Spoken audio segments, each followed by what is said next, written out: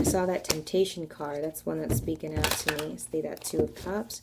Let's see what's going on with the Divine Feminine. Cards are pre-shuffled. Thanks. Let's get right into it. So we have the Transformation card, number 13. So this is Scorpio energy. In this deck, you know, she has a few representations of transformation. Of course, the Death card, and then there's this one.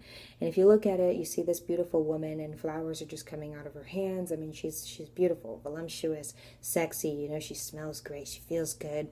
She feels like what she looks like on the outside, on the inside. And because she's transforming from this, you see that kind of like white capped face right there. He's in an all black cloak.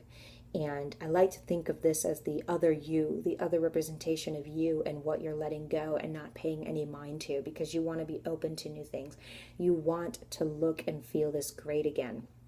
Okay, it's you're going on a cleanse, and we're not talking about people just drinking, you know, cranberry juice and stuff like that. We're talking about real cleansing. We're talking about different eating habits. We're talking about different traditional beliefs, being open, asking why, asking what to get to another result, and not just sitting in what we already know, because that can cloud our judgment for what we're supposed to still learn and still grow into, right? So this is someone who's very open to knowing and wanting more, and it's not so much about being scared of losing sight of what you knew before, but multiplying that to knowing more and strengthening beliefs, strengthening who you are. See, you know, because this is Scorpio, a lot of us get bad reps, but it's because no one except a Scorpio would know what a Scorpio goes through. So we kind of accept what we know. And sometimes this can also talk about someone who's non-committal to people because they're so committed in themselves.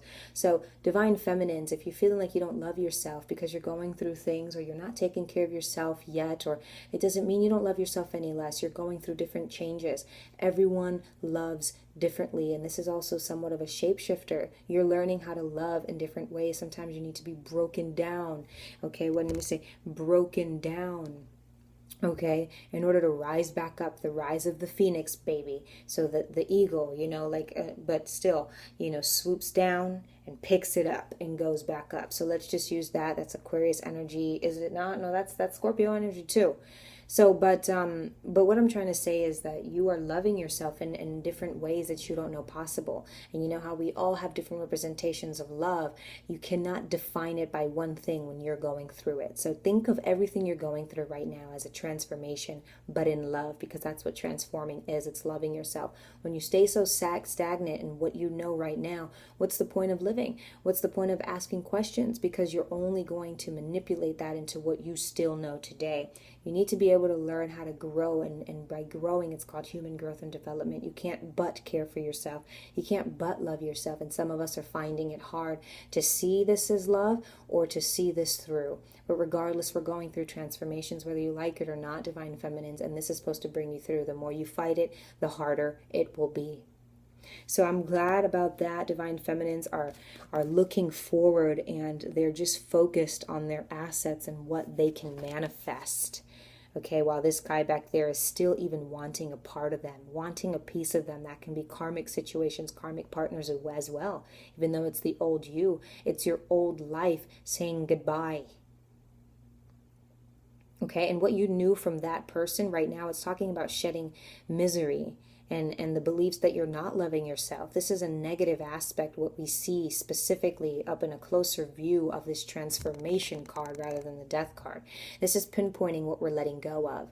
Okay, and we're only letting go of the bad. When we transform, when you're in love with yourself at its utmost part, at the highest energy, whether you want to believe that or not. And we're here being able to say goodbye to the things that are not going to help us be strong. Okay, so next for the Divine Feminine, we have at the top of the deck, let's see, is another death. Okay, the card number 13. That's beautiful. So not only are we going through, you know, and the cards were shuffled before and after the video. You know, what do I want to say? So both number 13s, and so this is talking about all of us, and that we're releasing of everything. You know, this can go a little bit more vague here, and you know, some of us could be releasing friends, releasing karmic partners, releasing our divine masculine and divine feminines for just the moment, because right now, some of us all we see in them all we see and feel in this connection is the hurt that we've brought upon ourselves. We cannot blame them wholly and entirely for that. We cannot blame the elephant and the tiger here, for what we're going through. We just need to be able to take accountability and move forward. A lot of us bring our divine connections down to the dumps with us because of how we feel, because we feel this way because of that person. That person can't make you feel, something the way only you will feel it. Does that make sense? They heighten feelings, they trigger feelings, they remind you of. But this is who we are, and there's no amount of anything that can change who you are. But change your perspective, change how you think, change how much you want to love, how much, the amount, the quantity. Okay, so too much. And because when that starts to happen, because we're human, this death process comes. And it says, you know what, get rid of the excess, get rid of that weight, that extra. We've got an elephant and a tiger. Imagine how heavy they are. This guy's on his feet. Look at his calves, though. He's pushing through, baby. He's decaying, but he's getting through it. All right. And a lot of us are suffering in humility. And to say that we don't love each other, that we don't love ourselves especially is absurd. But it's a part of this changing process, is changing in your beliefs. It's not saying stop believing in God, for an example, or stop believing in the divine, or, karma, or fate and destiny, whatever you believe in, and all of the above. It's not saying to stop believing in that. It's saying to stop believing that any of these things are going to lead you to your doom, because that's the dark side of you that you're needing to release, because it's weakening you. You need to get back into strength, back into when you were this way. A lot of us are meditating and trying to get back into those days where we used to dress better, or be so flirty and thriving. We're growing, but a lot of us have blocks that we're not able to get past what we believe, past what we feel like we were made to believe. Yeah, we were made to go through these things, but we weren't made to get stuck there.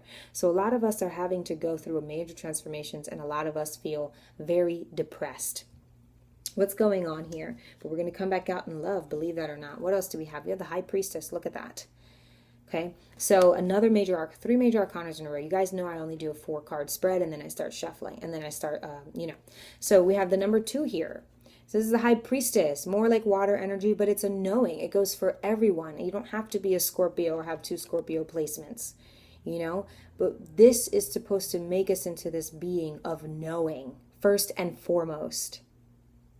See, a lot of what goes on between these transformation process is not only a mind infliction, heart infliction, the whole Kundalini is shot, and it's whatever that remains is what we were born with, is like our soul and our spirit. But it's up to those 2 concepts to grasp what we are supposed to. Now, we have people along the way, you call them soulmates, whatever you want to call everything in life that you feel drawn to. Those things are supposed to ignite us and bring us higher. Okay, and some of us get stuck in knowing that the person who ignite us kept us in a very negative or a toxic aspect. We only focus on the negative. So here it's saying to release the negative. And what left will you be? You will be left with the High Priestess of knowing. Now, sometimes we can call this High Priestess, a little less fortunate, because she, when you read about her, or when you start to feel about her, you feel like she's trapped, in a confinement where she's only put there to serve others. But she gets something that no one else will get until they get to her point. And that's her counterpart, her Hierophant, her Divine Masculine. Someone who can, support her in every aspect, every sense of the word. Support her for what she is, for who she is, and what she's gone through. We see that she's gone through a lot here with these 2 transformations. But it's about knowing that someone is on your same level. It's about knowing that you finally get to, this is when you see eye to eye. When you're seeing it eye to eye. You know that song? If we listen to each other's eyes, if I just find that maybe love is the reason why, the first time ever seeing it eye to eye. Yeah, and we can finally do that, because before these transformations, during these transformations, during all of that BS, we look at someone in the eye, and we barely do, and we say that we had the best conversation ever. Nothing was said.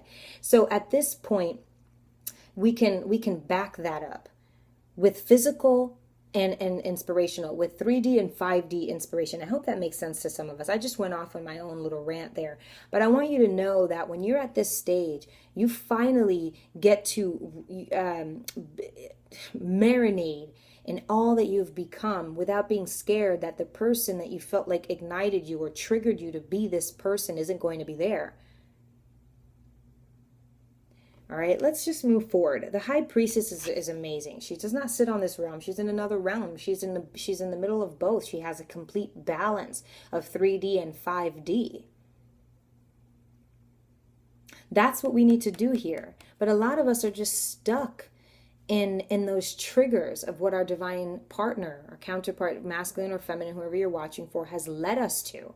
But this is who we are. We go the direction we want to go.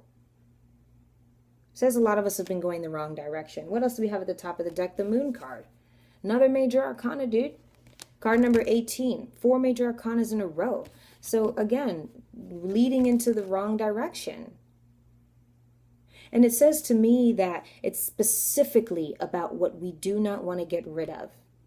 It's not our divine partner.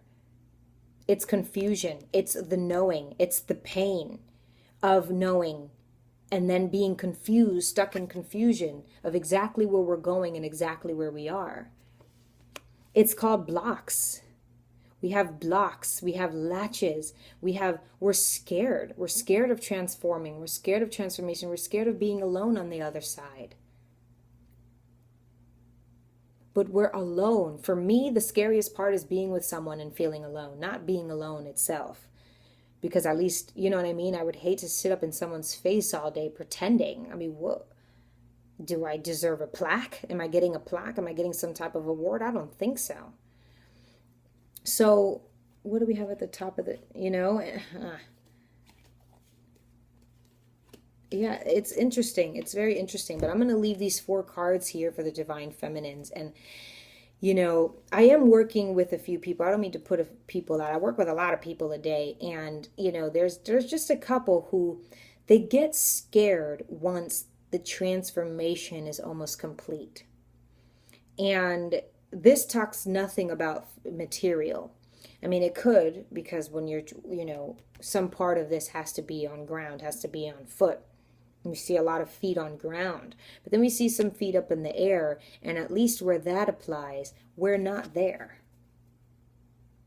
So it's not that the money or the physical aspects are what get in the 100% way of union with people, but it's it's being scared of looking something in the eye, looking someone in the eye, and they're not going to feel the same way about you, that they'll just be there, right? But isn't that what a lot of us are going through right now? And so we call this karmic part, we call it karma. You can label them a partner if you'd like, but it's karma.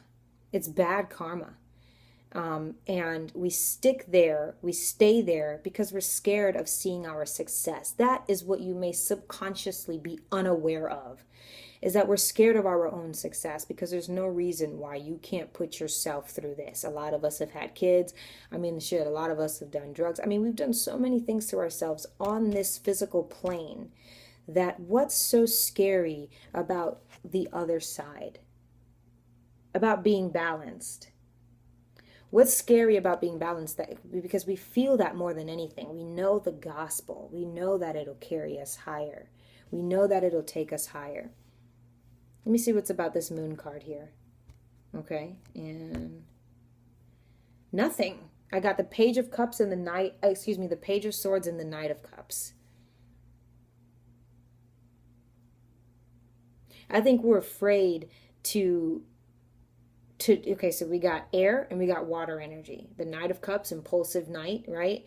Around this chick and, is not fully there. He's hopping in and out of every situation. We got the Two of Cups at the bottom. Then we got the Page of Swords. Gemini, Libra, Aquarius energy, Cancer, Pisces, Scorpio. It's like we're afraid of the mind and the heart. Those two driving forces is what drives the chariot, I believe. And then we call it naive because we don't know where the hell we're going. And I think that's what scares us. So what do we do next? Do we look for clarity? Do we just keep going and thinking that it's going to feel more comfortable or a little less panicky, a little less anxiety if we try to go it ourselves? The High Priestess is never alone, Never. She's got the guidance of two worlds, or one world who are knowing, all knowing beings. And some of us, maybe we got the Page of Swords